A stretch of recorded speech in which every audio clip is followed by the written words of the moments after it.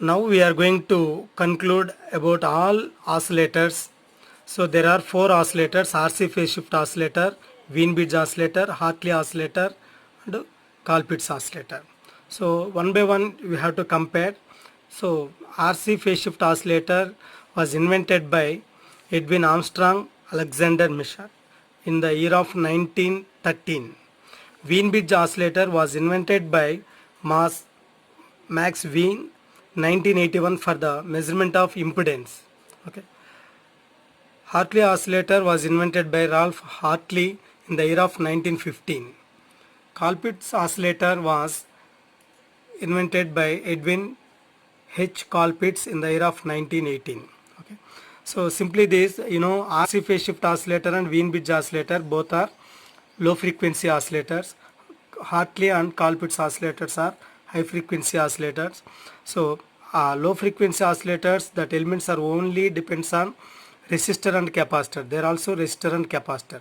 For a high frequency or radio frequency, elements are purely depends on inductor and capacitor. So that's why both are in inductor and capacitor.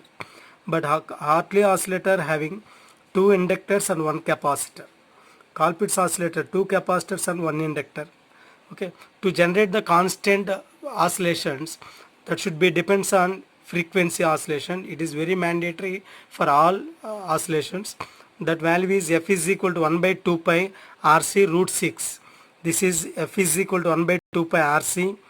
For a Hartley oscillator, f is equal to 1 by 2 pi root L equivalent C, where L equivalent is equal to L1 plus L2. Colpitts oscillator, f is equal to 1 by 2 pi L C equivalent, where C equivalent is 1 by C1 plus 1 by C2. Frequency ranges for our radio frequency ranges 20 Hz to 20 kHz. Both are same. Radio frequency range is 20 kHz to 1 MHz. Okay. So advantages of low frequency oscillators: it doesn't require any transformers or inductor. Why? Because the disadvantage of this is if you are required inductors, it is very cost and bulky. Okay. Next, good frequency stability of both audio frequencies.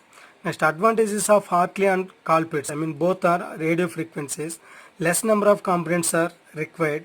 Frequency can be varied employing either a variable capacitor. It requires a variable frequency.